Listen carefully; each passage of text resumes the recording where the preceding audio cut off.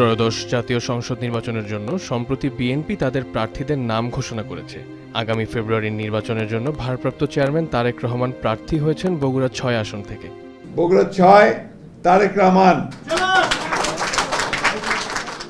তারেক রহমান বিএনপির প্রতিষ্ঠাতা শহীদ রাষ্ট্রপতি জিয়াউর রহমান ও সাবেক প্রধানমন্ত্রী বেগম খালেদা জিয়ার সন্তান। রাজনীতিতে যার পথ চলা ২ যুগের। ২০০২ সালে দলের সিনিয়র যুগ্ম সম্পাদক হিসেবে তিনি সক্রিয় রাজনীতিতে যুক্ত হন। পরবর্তীতে তিনি বিএনপির ভারপ্রাপ্ত চেয়ারম্যানের দায়িত্ব পান। দীর্ঘ সময় রাজনীতিতে সম্পৃক্ত থাকা এবং জিয়া পরিবারের উত্তরসূরি তারেকের এবারই কোনো ভোটের প্রতিদ্বন্দ্বিতায় প্রথম অংশগ্রহণ হতে যাচ্ছে। নানা প্রতিকূলতা, দলের নির্বাচনে অংশ না নেয়া, দেশের বাইরে এক প্রকার নির্বাসিত থাকায় তারেক রহমানের বাংলাদেশের নির্বাচনে সরাসরি অংশগ্রহণের সুযোগ এতদিন ছিল না। প্রয়াত রাষ্ট্রপতি জিয়াউর রহমানের জন্মস্থান বগুড়া বিএনপির ঘাঁটি হিসেবে পরিচিত দলের প্রতিষ্ঠা লগ্ন থেকেই। আপনাকেই বলছি, ইন্স্যুরেন্স করলে সিটিতে সুরক্ষা পাবেন নিশ্চিত। ১৯৯১ সালে বগুড়া ৭ এবং ১৯৯৬ সালে বগুড়া ৬ আসনে নির্বাচন করেছিলেন সাবেক প্রধানমন্ত্রী ও বিএনপি চেয়ারপারসন বেগম খালেদা জিয়া। সংসদ নির্বাচনের এই ২টি আসনে কখনো হারেননি তিনি। ২০০৭ সালে তারেক রহমানের বিরুদ্ধে অসংখ্য মামলা দায়ের করে তৎকালীন সরকার। একই বছরে ৭ মার্চ সেনা সমর্থিত তত্ত্বাবধায়ক সরকার গ্রেপ্তার করে তাকে।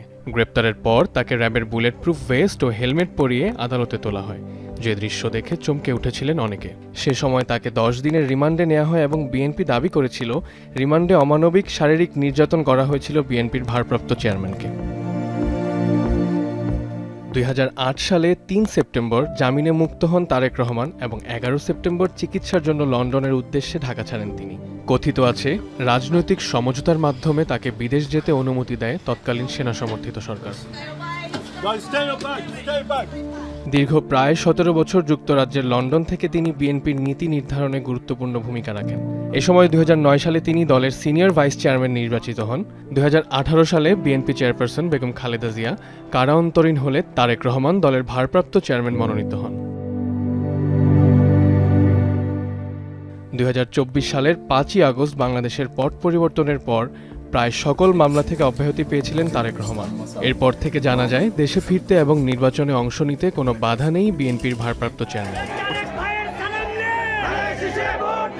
ত্রয়োদশ জাতীয় সংসদ নির্বাচনে তারেক রহমানের অংশ নেওয়ার খবরে উচ্ছ্বসিত বিএনপির নেতাকর্মীরা। ইতোমধ্যে বগুড়া ৬ আসনে আনন্দ মিছিল করতে দেখা গেছে তাদের।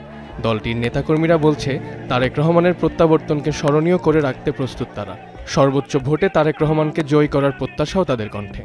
সাধারণ ভোটাররাও আশা করছেন, তারেক রহমান নির্বাচিত হলে উন্নয়ন বঞ্চিত বগুড়ায় আবারও উন্নয়নের জোয়ার বইবে। আমার বিশ্বাস, সারা বাংলাদেশের সর্বোচ্চ ভোটের ব্যবধানে উনি এই বগুড়া সদর আসন থেকে নির্বাচিত হবেন এবং আগামী দিনে বাংলাদেশকে নেতৃত্ব দেবেন। বিএনপির বিভিন্ন সূত্র থেকে পাওয়া তথ্য বলছে, নভেম্বরের শেষেই দেশে ফিরতে পারেন তারেক রহমান। তিনি দেশে আসার পরই নির্বাচনের প্রচারণায় মাঠে নামবেন। তাসদিদ ওয়াসেল রুহিন, এখন।